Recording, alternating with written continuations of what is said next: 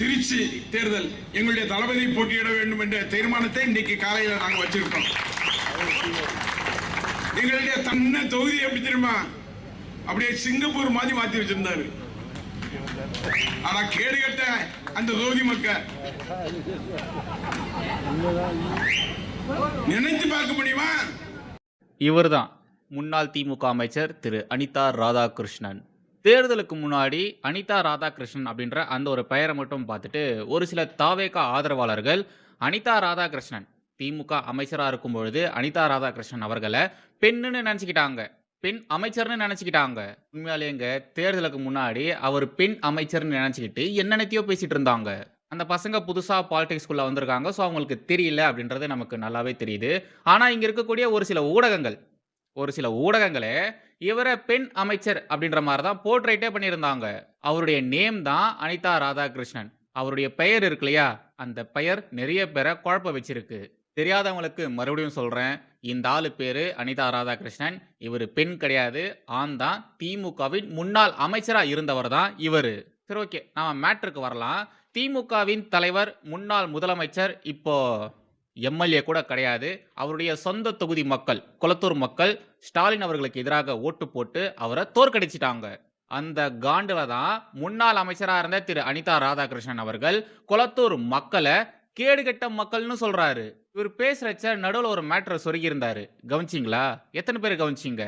அவருடைய தொகுதியை, அதாவது ஸ்டாலின் அவருடைய சொந்த தொகுதியை, கொளத்தூர் தொகுதியை சிங்கப்பூர் மாதிரி மாத்தி வச்சிருந்தாராமா. சார், உருட்டா இருந்தாலும் அளவா உருட்டணும்னு மௌலானா உருட்டூஸ் கான் சொல்லியிருக்காரு. அவருடைய பேச்சுக்கு மரியாதை கொடுத்து உருட்டும் பொழுது கொஞ்சம் அளவா பார்த்து பக்குவமா உருட்டுங்க. கொளத்தூர் தொகுதியை சிங்கப்பூரா மாத்தி வச்சிருந்தாராமே. எங்க உங்க மனசாட்சியை தொட்டு சொல்லுங்க, கொளத்தூர் தொகுதியை ஸ்டாலின் அவர்கள் சிங்கப்பூரா மாத்தி வச்சிருந்தாரா? அந்த முக ஸ்டாலின் மூளை இருக்குதா, ஒரு புள்ளிக்கே மூளை இருக்குதா? எங்க ஏத்துமா அந்த மூளை வச்சுட்டாங்கன்னே எங்களுக்கு புரியல. இதெல்லாம் நல்லதே இல்லப்பா, ரொம்ப ரொம்ப எங்களுக்கு கஷ்டமா இருக்குது. மழை காலத்துல கொளத்தூர் தொகுதி எப்படி இருந்தது, அங்கிருந்த மக்கள் எப்படிலாம் கஷ்டப்பட்டாங்க அப்படின்றத கொஞ்சம் தேடி பாருங்க. யூடியூப்ல, கூகுள்ல இதெல்லாம் தேடி பாருங்க. அந்த நேரத்திலேயே மழை பெஞ்சது இல்லையா, அந்த நேரத்திலேயே கொளத்தூர்ல இருந்த மக்கள் திமுகவையும் அப்போ முதலமைச்சராக இருந்த திரு மு.க. ஸ்டாலின் அவர்களும் கழுவி கழுவி ஊத்துனாங்க. முடிஞ்சதுன்னா அந்த இமேஜஸ், அந்த வீடியோ கிளிப்பிங்ஸ் அது எல்லாத்தையுமே போடுறேன், அதை பார்த்துட்டு என்ஜாய் பண்ணுங்க.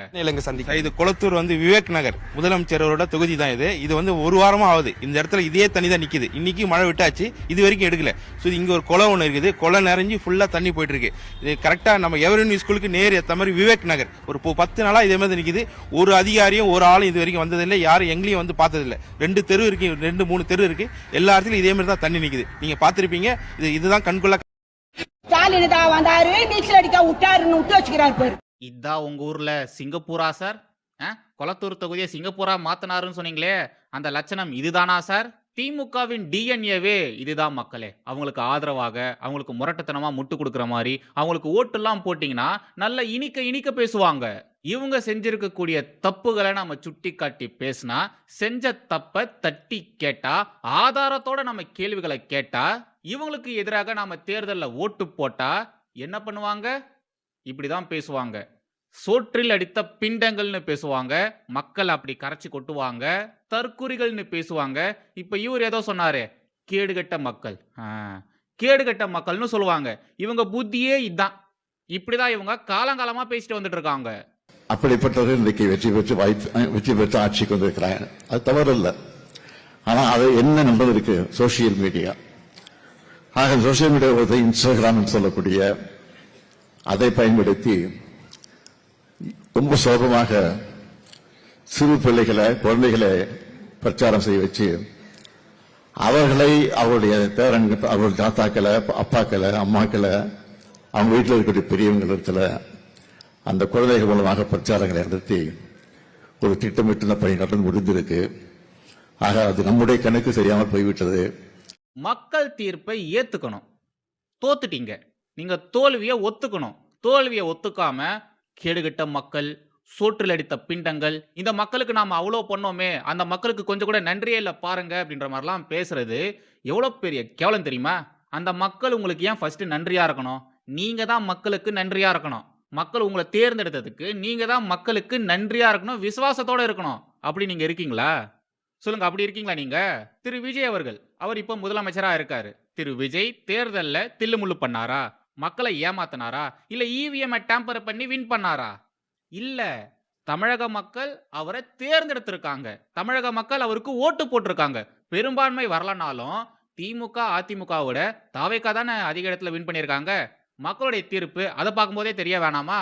மக்கள் தீர்க்கமாக முடிவெடுத்திருக்காங்க. விஜய் தான் முதலமைச்சரா வரணும்னு மக்கள் முடிவெடுத்திருக்காங்க. மக்களுடைய ஓட்டு வாங்கி தான் விஜய் அந்த ஒரு இடத்துக்கு வந்திருக்காரு. அனிதா ராதாகிருஷ்ணன் பேசின அந்த ஒரு வீடியோ பாத்தீங்களா? அதுல கொளத்தூர் தொகுதி மக்களை திட்டினதை மட்டும் தான் நான் போட்டிருந்தேன். பட் அந்த வீடியோலயே தாவேகா தலைவர் மற்றும் தமிழக முதலமைச்சரா இருக்கக்கூடிய திரு விஜய் அவர்களை அவ்வளவு மோசமா பேசியிருக்காரு. தாவேகா நிர்வாகிகளை, தாவேகா பிரமுகர்களை அவ்வளவு மோசமா பேசியிருக்காரு. மக்களால் தேர்ந்தெடுக்கப்பட்ட ஒருத்தரை எப்படிங்க நீங்க அப்படிலாம் பேசலாம்? எப்படி பேசலாம்? எனக்கு தாவேகாவை பிடிக்குது பிடிக்கல, எனக்கு விஜயை பிடிக்குது பிடிக்கல, உங்களுக்கு தாவேகாவை பிடிக்குது பிடிக்கல, விஜய முதலமைச்சரா உங்களால பார்க்க முடியுது பார்க்க முடியல, அதெல்லாம் எங்க மேட்டரே கிடையாது. விஜய் தான் இப்போதைக்கு முதலமைச்சரா இருக்காரு. விஜய் யாரை தேர்ந்தெடுக்கிறாரோ அவங்களாம் தான் அமைச்சரா இருப்பாங்க. உங்களுக்கு பிடிச்சாலும் சரி பிடிக்கலனாலும் சரி நீங்க அதை ஏத்துக்கிட்டு தான் ஆகணும். அப்புறம் இன்னும் ஒரு சில பேரை பார்த்தேன். தாவேகா பின்னாடி பண்ணக்கூடிய அரசியலை, அந்த பேக்ரவுண்ட் அரசியலை பயங்கரமா விமர்சனம் பண்ணிட்டு வந்துட்டு இருக்காங்க. கடுமையா தாக்கி பேசிட்டு வந்துட்டு இருக்காங்க. ஆமா, தாவேகா அவங்களுடைய ஆட்சி லாங் லாஸ்டா இருக்கணும். முதலமைச்சராக திரு விஜய் அவர்கள் கண்டினியூஸா இருக்கணும். 5 ஆண்டுகள் முழுமையாக அவங்க ஆட்சி பண்ணணும் அப்படின்றதுக்காக அதிமுகக்கு எதிராக அவங்க ஒரு சில சதி வேலைகள் பார்க்கறாங்க தான். அதெல்லாம் நான் தப்புனே சொல்ல மாட்டேன். திரு விஜய் அவர்கள் அவருடைய கட்சியை ஆளுங்கட்சியா வச்சுக்கிறதுக்கு 5 வருடம் முழுமையாக ஆட்சி செய்வதற்கு என்னெல்லாம் பண்ணணுமோ அதெல்லாம் செய்யறாரு. அரசியல்ல அதுக்கு பெயர் சாணக்கியத்தனம்னு சொல்லுவாங்க. திரு விஜய் அவர்கள் அதெல்லாம் செய்ய வேண்டிய கட்டாயத்துல இருக்காரு. வேற வழி இல்ல. பெரும்பான்மை அவருக்கு கிடைச்சிருந்ததுன்னா, இந்த 118க்கு மேல அவர் வின் பண்ணியிருந்தாருன்னா இதெல்லாம் அவர் பண்ண வேண்டிய அவசியமே இல்ல. ரெண்டுத்துக்கும் நடுவுல நிக்கிறார் இல்லையா? அவர் ஃபுல்லா மைனாரிட்டியாவும் இல்ல, ஃபுல்லா மெஜாரிட்டியாவும் இல்ல. ஒரு ஒரு பயங்கரமான பொசிஷன்ல, கிரிட்டிக்கல் பொசிஷன்ல இருக்கார் இல்லையா? சோ அந்த நிலையில இருக்கும் பொழுது திரு விஜய் அவர்கள் இப்படிலாம் பண்ணி தான் ஆகணும். பண்ணாதான் அவரால் ஆட்சி பண்ண முடியும். நிம்மதியா ஆட்சி பண்ண முடியும். 5 வருஷம் முழுமையா ஆட்சி பண்ண முடியும். இந்த விவகாரத்தை இப்படி பாருங்களேன். நான் சொல்ற விதத்துல கொஞ்சம் பாருங்களேன். தாவேகா பெரும்பான்மை நிரூபிக்க முடியல அப்படின்னும் பொழுது யாருக்கிட்ட அவங்க ஆதரவு கேட்டாங்க? திமுகவின் கூட்டணி கட்சிகள் கிட்ட. திமுகவின் கூட்டணி கட்சிகள் கிட்ட பேச்சுவார்த்தையெல்லாம் நடத்தி எங்களுக்கு சப்போர்ட் பண்ணுங்க அப்படின்ற மாதிரி அவங்க எல்லாருமே அவங்க சம்மதிக்க வச்சாங்க. திரு விஜய் அவர்கள் அப்படி பண்ணதை கிரவுண்ட்ல இருக்கக்கூடியவர்கள், மக்கள், சாமானிய மக்கள் அதை எப்படி பார்த்தாங்க? தூய சக்தி தூய சக்தின்னு சொன்னியே, திமுகவை தீய சக்தி தீய சக்தின்னு விமர்சனம் பண்ணியே, இப்ப என்ன திமுக கூட்டணியில இருக்கக்கூடியவர்கள் கூட நீ கூட்டி வச்சிருக்க அப்படின்ற மாதிரி கிரவுண்ட்ல மக்கள் கேள்வி கேட்டாங்களா கேட்கலையா? ஒரு படி மேல போய் திரு உதயநிதி ஸ்டாலின் அவர்கள் சட்டமன்றத்துல அந்த விஷயத்தை குறித்து ஓப்பனாவே பேசினாரு. டைரக்டா சுட்டி காட்டியே பேசினாரு. எங்க கூட்டணியின் ஆதரவோடு ஆட்சி அமைத்திருக்கக்கூடிய தாவேகாவுக்கு வாழ்த்துக்கள் அப்படின்ற மாதிரி நறுக்குன்னு நாக்கு புடுங்குற மாதிரி திரு உதயநிதி ஸ்டாலின் அவர்கள் பேசியிருந்தாரு. இது மாதிரியான பேச்சுக்கள் கொஞ்ச நாட்கள் மட்டும்தான் கிரவுண்ட்ல இருக்கும். மக்கள் அதுக்கப்புறமா வேற விஷயங்கள் கவனிக்க போயிடுவாங்க. ஏன்னா அவங்களுக்கே 1008 பிரச்சனைகள் இருக்கும். ஓகேவா? சோ இதெல்லாம் அவங்க பெரிய விஷயமாவே எடுத்துக்க மாட்டாங்க, பெரிய விஷயமாவே பார்க்க மாட்டாங்க. இதெல்லாம் திரு விஜய் அவர்களுக்கு நல்லாவே தெரியும். ஸ்டார்டிங்ல மக்கள் இப்படி பேசுவாங்க, அப்புறம் போக போக இதெல்லாம் மறந்துடுவாங்க. நாம எப்படி ஆட்சி பண்றோன்றதை மட்டும் தான் கவனிப்பாங்கன்றது திரு விஜய் அவர்களுக்கு நல்லாவே தெரியும். அதனால தான் இது மாதிரியான பேச்சுக்கள் வரும்பொழுது, இது மாதிரியான எதிர்கருத்துக்கள் வரும்பொழுது அதெல்லாம் பெருசா அவர் கண்டுக்கவே இல்லை, பெருசா தலைக்கு எடுத்துக்கவே இல்லை. திரு விஜய் அவர்களுக்கு எங்க பிரச்சனை வருது தெரியுங்களா? அந்த விஷயத்தை திரு விஜய் அவர்கள் சீக்கிரமாவே புரிஞ்சுக்கிட்டாரு. எனக்கு உண்மையிலே அதெல்லாம் பார்க்கும்போது ரொம்ப ஆச்சரியமா இருக்கு. விஜய்க்கு அரசியல் தெரியல, அவர் புதுசா வந்திருக்காரு, 2 வருஷத்துக்கு முன்னாடி தான் கட்சி ஆரம்பிச்சார் அப்படின்ற மாதிரிலாம் பேசுறத பார்த்திருந்தோம். பட் அவர் ரீசன்ட் டேஸ்ல எடுக்கக்கூடிய ஸ்டெப்ஸ் எல்லாம் பார்க்கும்பொழுது உண்மையிலே ரொம்ப ஷாக்கிங்கா இருக்கு. பயங்கரமா தெளிவா பிளான் போட்டு அவர் ஒவ்வொரு காய்களை நகர்த்திட்டு வராரு. ஒன்றும் இல்லை, திமுக கூட்டணியில் இருக்கக்கூடிய அந்த சின்ன சின்ன கட்சிகள் அவங்க எல்லாருமே அப்படியே தாவேகாவுக்கு சப்போர்ட் பண்ணாங்க. கரெக்டா? அத மாதிரி சப்போர்ட் பண்றவங்க தாவேகாவின் விசுவாசிகள் கிடையாது, திமுகவின் விசுவாசிகள். திமுக என்ன சொன்னாலும் அதை ஆமாசாமி போட்டுக்கிட்டு ஆடுற கோஷ்டி தான் அந்த கோஷ்டி. அந்த கோஷ்டி தான் இப்ப தாவேகாவுக்கு சப்போர்ட் பண்ணியிருக்கிறது. இது இன்னைக்குலானாலும் என்னைக்காச்சும் ஒரு நாள் பிரச்சனையா தான் வந்து நிற்கும். அதுவும் விஜய் அவர்களுக்கு எதிராக இவங்க எல்லாருமே கண்டிப்பா நிப்பாங்க. நாளைக்கே திமுகவின் பேச்சை கேட்டு இந்த சின்ன சின்ன கூட்டணி கட்சிகள் அவங்களுடைய தாவேகா ஆதரவை வாபஸ் வாங்கிட்டாங்கன்னா என்ன ஆகும்? யாரு நடுத்தெருவில் நிப்பா? விஜய் தான், தாவேகா நிர்வாகிகள் தான், தாவேகா கட்சி தான். அண்ட் இந்த கிரிட்டிக்கல் சிச்சுவேஷன்ல ரொம்ப கம்மி அளவுல இருக்கக்கூடிய விசிகா, கம்யூனிஸ்டுகள், ஐயுஎம்எல் மாதிரியான கட்சிகள் இவங்களுடைய டாமினேஷன் இருக்கு இல்லையா? இது பயங்கரமா இருக்கும். தாவேகாவை இவங்கலாம் சேர்ந்து, இந்த சின்ன சின்ன கட்சிகள் சேர்ந்து டாமினேட் பண்ணுவாங்க. இவங்களா டாமினேட் பண்ண ஆரம்பிச்சாங்கன்னா, விஜயால வேலை பார்க்க முடியாது. தாவேகா நிர்வாகிகளால சத்தியமா வேலையே பார்க்க முடியாது. தாவேகாவுக்கு சப்போர்ட் பண்ண 2வது நாளே கம்யூனிஸ்டுகள், விசிகா இவங்கலாம் விஜய்க்கு எதிராக பேச ஆரம்பிச்சாங்களா இல்லையா? நோண்ட ஆரம்பிச்சாங்களா இல்லையா? இந்த கல யதார்த்தத்தை சீக்கிரமா புரிஞ்சுக்கிட்டாரு விஜய். அதனால தான் இப்போ இவ்ளோ பெரிய ஸ்டெப்ப, ரொம்ப பெரிய ஸ்டெப்ப அவரு எடுத்து வச்சிருக்காரு. அதிமுகவை 2ஆ உடைச்சி, அங்கிருந்து சில எம்எல்ஏக்களை தூக்கி நம்ம கூட சப்போர்ட்டுக்கு வச்சுக்கிட்டு, வரவங்களுக்கு முக்கியமான போர்ட்ஃபோலியோவை ஒதுக்கணும் அப்படின்ற ஒரு முடிவுக்கு அவர் வந்திருக்காரு. அவருடைய செயல்பாடுகள்லாம் பார்க்கும்போது உண்மையிலேயே அப்படிதான் இருக்கு. திரு விஜய் அவர்கள் ஆட்சி அமைச்சதுக்கு அப்புறமாகவும், திரு விஜய் அவர்களை தவிர்த்து மற்ற அமைச்சர்கள் யார் யாரு அப்படின்றத அனௌன்ஸ் பண்றதுக்கு கொஞ்சம் நாட்கள் ஆச்சு. அதுக்கான காரணம் என்னன்னா, அதிமுகல இருந்து சில பேர் வருவாங்க, பேச்சுவார்த்தைகள் நடந்துட்டு இருக்கு, கண்டிப்பா வருவாங்க அப்படிங்கிறதுனால தான் அமைச்சரவை உருவாக்குறதுல கொஞ்சம் டிலே ஆயிருக்கு. சொல்ல முடியாது. இப்போ ஒரு சில பேரை இவங்களாம் தான் இந்த துறைக்கு அமைச்சர்கள்னு சொல்லியிருக்காங்க இல்லையா? இவங்கெல்லாம் இன்னும் 1 மாசம் 2 மாசத்துல மாறுவதற்கான வாய்ப்புகளும் இருக்கு.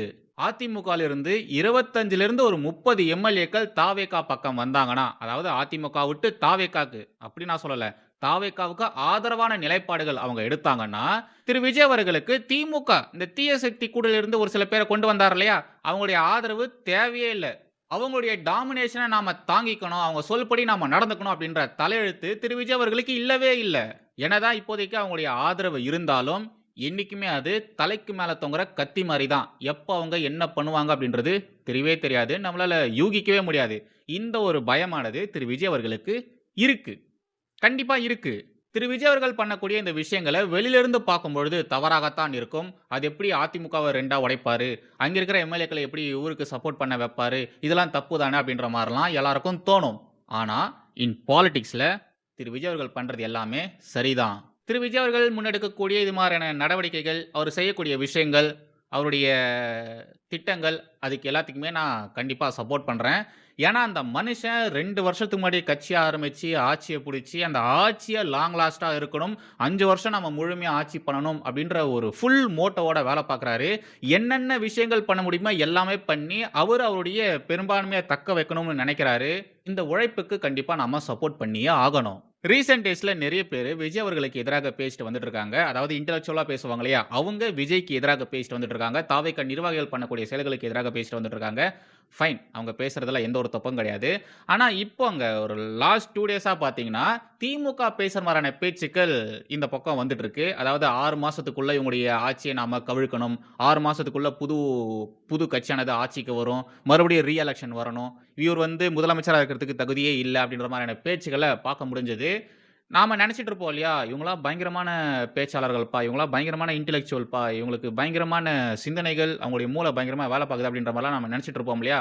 அது மாதிரியான நபர்கள் இப்படி திமுக காரங்க மாதிரி பேசுறதெல்லாம் பார்க்கும்போது உண்மையிலேயே வருத்தமா இருக்கு. As a common man point of வியூல இருந்து சொல்றேன், திரு விஜய் அவர்களுக்கு நாம சப்போர்ட் பண்ணணும்.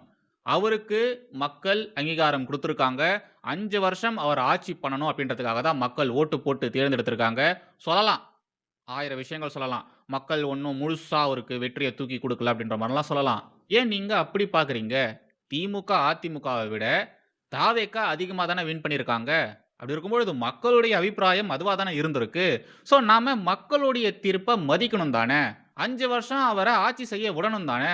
அதுக்குள்ள ஏங்க நீங்க ஆட்சியை கலைக்கணும்? அவருக்கு அந்த தகுதியே இல்லை.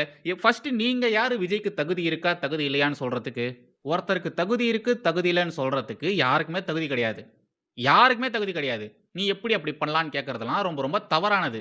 திமுக இருக்கு இல்லையா, இவங்க என்ன பிளான் போட்டிருந்தாங்கன்னா, திமுகவின் கூட்டணி கட்சிகள் தான் இப்போ தாவேகாவுக்கு சப்போர்ட் பண்ணி போயிருக்காங்க. அவங்க மூலியமா தான் திரு விஜய் அவர்கள் அவருடைய பெரும்பான்மையை நிரூபிச்சு ஃப்ளோர் டெஸ்ட்லுமே பாஸ் பண்ணியிருக்காரு. திமுக என்ன பிளான் போட்டிருந்தாங்கன்னா, 2029 இந்த பார்லிமெண்ட் எலெக்ஷன் வரும் இல்லையா, அது வரைக்கும் நீங்க சப்போர்ட் பண்ணுங்க, அதுக்கப்புறமா சப்போர்ட்டை வாபஸ் வாங்கிட்டு one nation one election, parliament election கூடவே நாம இந்த தமிழக ஆட்சியை கவிழ்த்து அசம்பிளி எலெக்ஷனுமே நம்ம சேர்த்து பண்ணலாம். ஒன் நேஷன் ஒன் எலெக்ஷன் பாஜக சொல்றாங்க இல்லையா, அதை நாம இப்பவே பண்ணலாம் அப்படின்ற மாதிரியான யோசனைகள் அங்க போயிருக்கு. நிறைய பேர் அது மாதிரியான பேச்சுவார்த்தைகள் நடத்தியிருக்காங்க. இதெல்லாம் பொதுவெளியிலே இருக்கு, தயவு செய்து தேடி பாருங்க. இதெல்லாம் தான் தப்பு. இது மாதிரிலாம் பண்றது ரொம்ப தப்பு. மக்கள் தீர்ப்புக்கு எதிராக நீங்களாம் நடந்துக்கிறீங்க. எப்படி நீங்க இது மாதிரிலாம் பண்ணுவீங்க? இந்த விஷயத்தெல்லாம் திரு விஜய் அவர்கள் முன்கூட்டியே ஸ்மெல் பண்ணிட்டாருன்னு நினைக்கிறேன். அதனால தான் அதிமுகவிலிருந்து ஆதரவை பெறுவதற்காக இப்படிப்பட்ட சில வேலைகள் பண்ணிட்டு வந்துட்டு இருக்காரு. திமுக நினைச்சிட்டு இருந்தாங்க இல்லையா, நாம ஆட்சியை கவிழ்த்துடலாம், மறுபடியும் ரீஎலெக்ஷன் பண்ண வைக்கலாம், ஒன் நேஷன் ஒன் எலெக்ஷன் கூட எலெக்ஷனை வச்சுட்டு நாம ஆட்சிக்கு வந்துடலாம் அப்படின்ற மாதிரிலாம் நினைச்சிட்டு இருந்தாங்க இல்லையா, அந்த எண்ணம் இதுக்கப்புறமா நடக்காது, நடக்கிறதுக்கு வாய்ப்பே கிடையாது. விஜய் அவர்களுடைய ஆட்சி, இந்த ஆட்சி முழுசா 5 வருஷம் முடியணும். அதுக்கு முன்னாடி விஜயை காலி பண்ணுறேன், விஜய் கட்சியை காலி பண்ணுறேன், இதுக்கப்புறமா எலெக்ஷனில் அவங்க நிற்க விடாமல் நான் பண்ணுறேன் அப்படின்ற மாதிரிலாம் பேசுகிறாங்க இல்லையா, அதெல்லாம் தப்புங்க. அரசியலில் அதை சாணக்கியத்தனம்னு சொல்ல மாட்டாங்க, நரித்தனம், கேடுகட்ட புத்தின்னு தான் சொல்லுவாங்க. போட்டியாளர்கள் இருக்கணும், போட்டியாளர்கள் கூட போட்டியிட்டு கஷ்டப்பட்டு அந்த போட்டியில் வின் பண்ணணும். ஸ்ட்ராட்டஜியை மாற்றிட்டே இருக்கணும், மாற்றி மாற்றி வேலை பார்த்துக்கிட்டே இருக்கணும். அதுக்கு பேர் தான் சாணக்கியத்தனம். திமுக பண்ணுறதெல்லாம் சாணக்கியத்தனம் கிடையாது. திமுக புத்தி எப்பேற்பட்ட புத்தினா, நமக்கு எதிராக எவனுமே வரக்கூடாது, நமக்கு எதிராக யாருமே பேசக்கூடாது. மீறி எவனாச்சு வந்தானா அவனை ஆரம்பத்திலே முடிச்சு கட்டுறணும், ஒழிச்சு கட்டுறணும். இப்படி தான் அவங்க நினைப்பாங்க, இப்படி தான் அவங்க எப்போவுமே பிஹேவ் பண்ணுவாங்க. அப்போ ரஜினி அரசியலுக்கு வரும்பொழுதும் இப்படி தான் பண்ணாங்க, விஜய் அரசியலுக்கு வரேன்னு சொல்லும் பொழுதும் இப்படி தான் பிஹேவ் பண்ணாங்க. இவங்க புத்தியே இப்படி தான் இருக்கும். இதெல்லாம் ரொம்ப ரொம்ப தப்பு. தமிழ்நாடுன்னு திமுகவினோட சொத்தை திமுகவுக்கு எழுதி கொடுத்துருக்காங்களா, யார் வேணாலும் வரலாம், எப்போ வேணாலும் வரலாம், எங்கிருந்து வேணாலும் வரலாம், தடுக்கிறதுக்கு யாருக்குமே எவனுக்குமே அதிகாரம் கிடையாது. திரு விஜய் அவர்கள் இப்போதானே ஆட்சிக்கே வந்திருக்காரு. இந்த பொலிட்டிக்கல் கிரவுண்ட் அப்படின்றது எவ்வளோ ஹீட்டு, அதை நாம் எப்படி டேக்கிள் பண்ணிட்டு போகணும் அப்படின்றதெல்லாம் புரிஞ்சுக்கிறதுக்கு திரு விஜய் அவர்களுக்கு டைம் எடுத்துக்கும். அந்த டைமை நாம் அவருக்கு கொடுக்கணும், அந்த ஒரு ஸ்பேஸை நாம் அவருக்கு கொடுக்கணும். அவருக்கு ப்ரீத்திங் டைமே தராமல் நாம் தொடர்ந்து போட்டு அடித்தோம்னா அந்த மனுஷன் என்னங்க பண்ணுவார்? ஆட்சி பண்ணணும், கூட்டணியை பார்த்துக்கணும், கூட்டணி கட்சிகள் வெளியில் போயிட்டாங்கன்னா ஆட்சியை தக்க வைக்கிறதுக்கு என்ன பண்ணணும், மற்றவங்க சப்போர்ட் நம்ம எப்படி பெறணும், இது மாதிரி ஏகப்பட்ட யோசனைகளில் அவர் இருக்கார். ஸோ அவருக்கு கொஞ்சம் டைம் ஆகும், நாம் அவருக்கு அந்த டைமை கொடுக்கணும். பொறுமையாக இருங்க, வெயிட் பண்ணுங்க, அந்த மனுஷன் எப்படி வேலை பார்க்குறாரு அப்படின்றத பொறுமையாக வெயிட் பண்ணி பாருங்க. தமிழகத்துடைய கடன் கிட்டத்தட்ட 11 லட்சம் கோடியாக இருக்குது. அதை அவர் எப்படி டேக்கிள் பண்ண போகிறாரு, மத்திய அரசு கூட எப்படி ஒரு ரிலேஷன்ஷிப்பை மெயின்டைன் பண்ண போகிறாரு, சட்ட ஒழுங்கை எப்படி இவர் பாதுகாக்க போகிறாருன்னு ஏகப்பட்ட விஷயங்கள் பார்க்க வேண்டியது இருக்குது. எல்லாத்தையுமே நாம் பொறுத்திருந்து தான் பார்க்கணும். அவருக்குன்னு ஒரு டைமை நாம் கண்டிப்பாக கொடுத்து தான் ஆகணும்.